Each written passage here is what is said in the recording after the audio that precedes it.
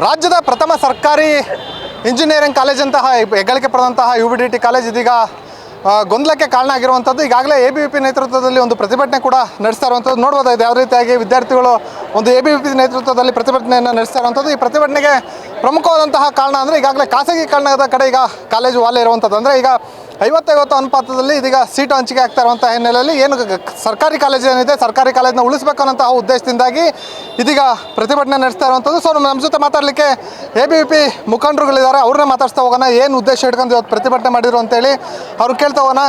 ಪ್ರತಿಭಟನೆ ಉದ್ದೇಶ ಏನಕ್ಕೋಸ್ಕರ ಪ್ರತಿಭಟನೆ ಮಾಡಿದ್ದು ಅಂತೇಳಿ. ನಮ್ಮೆಲ್ಲರಿಗೂ ಕೂಡ ಗೊತ್ತಿರೋ ಹಾಗೆ ಪ್ರತಿ ವರ್ಷ ಏನು ಗೌರ್ಮೆಂಟ್ ಇಂಜಿನಿಯರಿಂಗ್ ಕಾಲೇಜ್ಗಳಲ್ಲಿ ಕಡಿಮೆ ಶುಲ್ಕ ಅಂದರೆ 38,000 40,000 ಈ ರೀತಿ ಇತ್ತು. ಆದರೆ ಈ ಬಾರಿ ಸರ್ಕಾರಿ ಕೋಟಾದ ಅಡಿಯಲ್ಲಿ ಪ್ರೈವೇಟ್ ಕಾಲೇಜುಗಳಿಗೆ ಹೋದರೆ ಹತ್ತತ್ರ 1 ಲಕ್ಷ ಶುಲ್ಕ ಇದೆ. ಆ 1 ಲಕ್ಷನ ಗೌರ್ಮೆಂಟ್ ಕಾಲೇಜಿಗೆ UBDTಗೂ ಕೂಡ ತರಬೇಕು ಅಂತ ಹೊರಟಿದ್ದಾರೆ ಸರ್ಕಾರದವರು. ಇದು ನಾವು ಲೆಕ್ಚರ್ಸ್ಗಳ ಹತ್ರ ಮತ್ತೆ ಮಾತಾಡಿದರೆ ಅವರು ಇದು ಯೂನಿವರ್ಸಿಟಿ ಸಮಸ್ಯೆ ಅಲ್ಲ, ಸರ್ಕಾರಿ ಸಮಸ್ಯೆ, ಸರ್ಕಾರದವರು ಈ ರೀತಿ ಮಾಡಿದ್ದಾರೆ ಅಂತ ಹೇಳಿದ್ದಾರೆ. ನಾವು ಅದಕ್ಕೆ ಇವತ್ತು ಹೋರಾಟ ಮಾಡಬೇಕು ಸರ್ಕಾರದ ವಿರುದ್ಧ, ಹಾಗೂ ಯೂನಿವರ್ಸಿಟಿ ಅವ್ರ ಹತ್ರ ಮಾತಾಡಬೇಕು, ಕಾಲೇಜ್ ವಿರುದ್ಧನೂ ಕೂಡ ಮಾತಾಡಬೇಕು. ಇವತ್ತು ಒಂದು ಹೋರಾಟ ಮಾಡಬೇಕು ಅಂತ ಹೇಳಿ ಬಂದಿದ್ವಿ.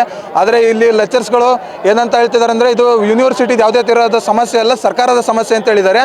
ಹಾಗೆ ಇದನ್ನು ಬಗೆಹರಿಸಲಿಕ್ಕೆ ಇವತ್ತು ಪ್ರಿನ್ಸಿಪಾಲ್ಗಳು ಹಾಗೆ ಏನು ಇಲ್ಲಿ ಕಾಲೇಜಲ್ಲಿ ವರ್ಕ್ ಮಾಡ್ತಿರ್ತಕ್ಕಂಥ ಸಿಬ್ಬಂದಿಗಳು ಹೋಗಿದ್ದಾರಂತೆ ಯೂನಿವರ್ಸಿಟಿಲಿ. ಇದನ್ನು ಯಥಾಸ್ಥಿತಿಗೆ ಕಳೆದ ವರ್ಷ ಯಾವ ರೀತಿ ಇತ್ತು ಅದೇ ರೀತಿ ಯಥಾಸ್ಥಿತಿಗೆ ಮಾಡಬೇಕು ಅಂತ ಇವತ್ತು ಮೀಟಿಂಗ್ ಇದೆ ಅಂತೆ. ಈ ಮೀಟಿಂಗ್ ಇವತ್ತು ಮುಗಿಸಿದ ಮೇಲೆ ನಾಳೆ ಏನು ಔಟ್ಪುಟ್ ಬರುತ್ತೆ ನಾಳೆ ಹೇಳ್ತಿದ್ದಾರಂತೆ. ಅದಕ್ಕೆ ನಾವು ನಾಳೆ ಯಥಾಸ್ಥಿತಿ ಆದ್ರಪ್ಪ ಅಂತಂದರೆ ನಾವು ವಿದ್ಯಾರ್ಥಿಗಳನ್ನ ಒಮ್ಮೆ ಕಂಡು ಹೋಗ್ತೇವೆ. ಏನಾದರೂ ಯಥಾಸ್ಥಿತಿ ಆಗಲಿಲ್ಲ ಮತ್ತೇನಾದ್ರು ಫೀಸ್ ಹೈಕ್ ಮಾಡಿದ್ರಪ್ಪ ಅಂತಂದರೆ ನಾಳೆಯಿಂದ ಮತ್ತೆ ನಮ್ಮ ಹೋರಾಟ ಮುಂದುವರಿಯುತ್ತೆ. ಸರ್, ಈಗ ಸಾಕಷ್ಟು ಜನ ಬಡ ವಿದ್ಯಾರ್ಥಿಗಳು ಕನಸು ಕಟ್ಕೊಂಡಿರ್ತಾರೆ, ನಾವು ಸರ್ಕಾರಿ ಇಂಜಿನಿಯರ್ಗಳಾಗಬೇಕು ಅನ್ನೋಂಥ ಒಂದು ಕನಸು ಇಟ್ಕೊಂಡು ಬಂದಿರ್ತಾರೆ. ಸೊ ಈಗ 50-50 ಅನುಪಾತದಲ್ಲಿ ಸೀಟ್ ಹಂಚಿಕೆ ಆದರೆ ಸೊ ವಿದ್ಯಾರ್ಥಿಗಳು ಯಾವ ರೀತಿ ಸಮಸ್ಯೆ ಆಗುತ್ತೆ? ಸರ್, ವಿದ್ಯಾರ್ಥಿಗಳಿಗಾಗಲೇ CET ಎಕ್ಸಾಮ್ ಬರೆಯೋದು ಅವ್ರಿಗೆ ದೊಡ್ಡ ಕಷ್ಟ ಆಗಿರುತ್ತೆ. ಹಗಲು ರಾತ್ರಿ ಅನ್ನೋದಲ್ಲದೆ CETಗೋಸ್ಕರ ಓದಿ ಅವ್ರು ಎಕ್ಸಾಮ್ ಬರೆದು ಒಳ್ಳೆ ರ್ಯಾಂಕಿಂಗ್ ಬಂದಾಗ ಈ ಥರ ಕಾಲೇಜಿಗೆ ಬಂದು ಅವರಿಗೆ ಕರೆಕ್ಟ್ ಟೈಮಿಗೆ ಏನು CETಯಿಂದ ಕಾಲೇಜ್ ಡಿಸ್ಟ್ರಿಬ್ಯೂಟ್ ಆಗಬೇಕು ಅದು ಆಗ್ತಾಯಿಲ್ಲ ಕರೆಕ್ಟಾಗಿ. ಅದಾದರೂ ಸಹ ಕಾಲೇಜಲ್ಲಿ 50-50% ಅಂತ ಮಾಡಿದ್ದಾರೆ.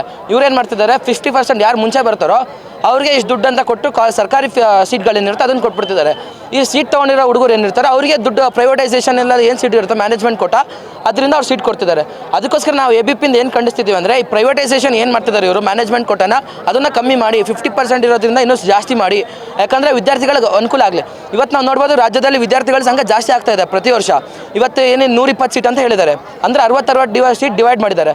60-60 ಸೀಟ್ ಏನಿದೆಯೋ ಯಾಕಂದರೆ ಪ್ರತಿ ವರ್ಷ ವಿದ್ಯಾರ್ಥಿಗಳು CET ಬರೋದು ಜಾಸ್ತಿ ಆಗ್ತಿರೋದ್ರಿಂದ 60 ಇರೋದ್ರಿಂದ ಸ್ವಲ್ಪ 50%ನ 80%ಗಾರು ಇನ್ಕ್ರೀಸ್ ಮಾಡಬೇಕು. 80% ಇನ್ಕ್ರೀಸ್ ಆಗಿ, ಯಾಕಂದರೆ CET ಬರೆದವ್ರಿಗೆ ಅನುಕೂಲ ಆಗಬೇಕು ಸರ್. CET ಎಕ್ಸಾಮ್ ಬರೆದವ್ರಿಗೆ ಅನುಕೂಲ ಆಗಲಿಲ್ಲ ಅಂದರೆ CET ಬರೋದೇ ವೇಸ್ಟು. ಈಗ ನಾವು ಎಷ್ಟೋ ಜನ ಪೇರೆಂಟ್ಸ್ ಹತ್ರ ನೆನ್ನೆ ಫೋನ್ ಮಾಡಿ ಮಾತಾಡಿದೆ. ಅವ್ರು ತಿಳಿಸಿರೋದು ಏನಂದರೆ ಈ ನಮ್ಮ ಮಕ್ಕಳು ಏನಂತ CET ಬರೀಬೇಕು, CET ಬರೋದು ಏನು ಯೂಸು? ಇವತ್ತು ಪ್ರೈವೇಟ್ ಕಾಲೇಜ್ಗಳ ಥರನೇ ಸರ್ಕಾರಿ ಕಾಲೇಜ್ಗಳಲ್ಲಿ 97,000 ಕಟ್ಟು ಹೈಯರ್ ಗೌರ್ಮೆಂಟ್ ಫೀಸ್ ಅಂತ ತೊಗೊಳಂಗಿದ್ರೆ ಗೌರ್ಮೆಂಟ್ ಅವ್ರು ಏನಂತ CET ಕಂಡಕ್ಟ್ ಮಾಡಬೇಕು ಅಂತ ಪ್ರಶ್ನೆ ಮಾಡ್ತಿದ್ದಾರೆ ಮೊದಲಾಗಿ. ಅದ ನಂತರ ಇವ್ರು 97,000 ಏನು ಕಟ್ಟಿಸ್ಕೊತಿದ್ದಾರೋ ಅದ್ರ ಜೊತೆಗೆ tuition fees separate, ID card fees separate, ಅಥವಾ ಕಾಲೇಜಿಂದ ಏನು ಬ್ರೋಚರ್ಗಳು ಕೊಡ್ತಿದ್ದಾರೋ ಕಾಲೇಜ್ ಪ್ರಿಮೈಸಸ್ ಅಂತ ಅದಕ್ಕೆಲ್ಲ ಇಂಡಕ್ಷನ್ ಪ್ರೋಗ್ರಾಮಲ್ಲಿ ನೆನ್ನೆ 15 ರೂಪಾಯಿ ಸಹ ಹೆಚ್ಚಿಗೆ ತೊಗೊಂಡಿದ್ದಾರೆ. ನಾವು ಇವರು 97,000 ಕಟ್ಟಿಸ್ಕೊಳ್ಳೋದು ಅಲ್ಲದೆ ಕಾಲೇಜಿಂದ ಮಕ್ಕಳ ಹತ್ರ ಈ ಸಣ್ಣ ಪುಟ್ಟ ದುಡ್ಡು ತಗೊತಿದ್ದಾರೆ. ಅದೊಂದು ಸಹ ವಿದ್ಯಾರ್ಥಿಗಳಿಂದ ಕಂಪ್ಲೇಂಟ್ ಆಗಿದೆ. ಮತ್ತು ಪೇರೆಂಟ್ಸ್ಗಳ ಕಂಪ್ಲೇಂಟ್ ಏನಾಗಿದೆ ಅಂದರೆ ಈ ಪ್ರೈವೇಟೈಸೇಷನ್ನ ಪೂರ್ತಿ ನಿಲ್ಲಿಸಬೇಕು ಹಂಗಂತ. ಈಗ ಯಾಕಂದರೆ ಇವತ್ತು ಅವರು ಪ್ರೈವೇಟ್ ಕಾಲೇಜಲ್ಲೇ ಓದಿಸೋ ಅಂಥ ವಿದ್ಯಾರ್ಥಿಗಳು ಇರ್ಬೋದು ಕೆಲವ್ರಿಗೆ, ಇನ್ನು ಕೆಲವ್ರಿಗೆ ಸರ್ಕಾರಿ ಕಾಲೇಜಲ್ಲೇ ಓದಬೇಕನ್ನೋ ನಿಟ್ಟಿರುತ್ತೆ. ಅವ್ರಿಗೆ ಸರ್ಕಾರಿ ಕಾಲೇಜ್ಗಳಿಂದ ಏನೇನು ಅನುದಾನ ಕೊಡಬೇಕು, ಸರ್ಕಾರದಿಂದ ಕಾಲೇಜ್ಗೆ ಏನು ಅನುದಾನ ಕೊಡಬೇಕು ಆ ಅನುದಾನಗಳೇ ಕಾಲೇಜಿಗೆ ತಲುಪಬೇಕು. ಇವತ್ತು ಒಂದು CM ಚೇಂಬರಿಗೆ ಎಷ್ಟು ಒಂದು 2 ಕೋಟಿ 3 ಕೋಟಿ ಇರ್ಬೋದು ಓವರ್ ಟರ್ಮಿಂದು ಖರ್ಚು. ಅದೇ ಕಾಲೇಜ್ಗಳಿಗೆ 2 ಕೋಟಿನ ಕೊಟ್ಟು ಪ್ರತಿಯೊಂದು ಕಾಲೇಜಿಗೆ 2 ಕೋಟಿ ಕೊಟ್ಟು ಕಾಲೇಜ್ ಅನುದಾನಕ್ಕೆ ಕಾಲೇಜ್ನ ಬೆಳೆಸೋಕ್ಕೋಸ್ಕರ ಕಾಲೇಜ್ ಉದ್ಧಾರಕ್ಕೋಸ್ಕರ ಕಾಲೇಜ್ಗೆ ಅನುದಾನ ಕೊಡಬೇಕಂತ ಕೇಳ್ಕೊಳ್ತೀವಿ. ಸೊ ಇದ್ರ ಬಗ್ಗೆ ಮಾತಾಡಲಿಕ್ಕೆ ವಿದ್ಯಾರ್ಥಿನಿಯರು ಇದ್ದಾರೆ, ಅವ್ರನ್ನ ಮಾತಾಡ್ತಾ ಹೋಗೋಣ. ಈಗ ಇವತ್ತು ಪ್ರತಿಭಟನೆ ಮಾಡಿದ್ದು, ಪ್ರತಿಭಟನೆ ಉದ್ದೇಶ ಏನಕ್ಕೋಸ್ಕರ ಮಾಡಿದ್ರೆ ಏನಾಗಬೇಕು ಅಂತೇಳಿ? ಆ್ಯಸ್ ಯೂಶ್ವಲ್ ಇಲ್ಲಿ ಎಲ್ಲರೂ ಇಷ್ಟೊಂದು ಪ್ರೊಟೆಸ್ಟ್ ಮಾಡ್ತಿದ್ದಾರೆ ಅಂತಂದರೆ ಅದ್ರ ಸಂಬಂಧ ಏನಪ್ಪ ಅಂದರೆ ಫೀಸ್ ಕಡಿಮೆ ಆಗಬೇಕು ಅಂತಲೇ. ಇದು ಸರ್ಕಾರಿ ಗೌರ್ಮೆಂಟ್ ಕಾಲೇಜಸ್, ಇಲ್ಲಿ ಬಡ ಮಕ್ಕಳೆಲ್ಲರೂ ಓದೋಕ್ಕಂತೇಳಿ ಬರ್ತಾರೆ. And this is not the right that fees hike ಮಾಡೋದು ಅದು ತಪ್ಪು ಮಾಡಬಾರ್ದು.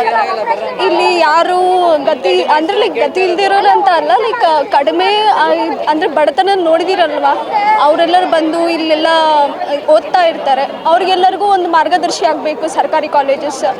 ಸೊ ಹಾಗಾಗಿ ಫೀಸ್ನ ಹೈಕ್ ಮಾಡೋದು ತಪ್ಪು ಅಂತ ನಾನು ಹೇಳ್ತಾ ಇದ್ದೀನಿ. ಸೊ ಏನು ಇದಿಷ್ಟು ವಿದ್ಯಾರ್ಥಿಗಳು ಮತ್ತು ABVP ಸಂಘಟನೆಯರ ಮಾತಾಗಿರುವಂಥದ್ದು. ಏನೀಗ ಖಾಸಗೀಕರಣ ಮಾಡಲಿಕ್ಕೆ ಹೊರಟಿದ್ದಾರೆ, ಅದನ್ನು ಕೂಡಲೇ ಕೈ ಬಿಡಬೇಕು ಅನ್ನೋಂತಹ ಒತ್ತಾಯನೂ ಸಹ ವಿದ್ಯಾರ್ಥಿಗಳು ಮತ್ತು ಸಂಘಟನೆಯವರು ಮಾಡ್ತಾ ಇರುವಂಥದ್ದು. ಕ್ಯಾಮ್ರಾ ಪರ್ಸನ್ ರಾಕೇಶ್ ಜೊತೆ ಪ್ರವೀಣ್ ಬಾಡ, ಒಂದು ಕನ್ನಡ ನ್ಯೂಸ್, ದಾವಣಗೆರೆ.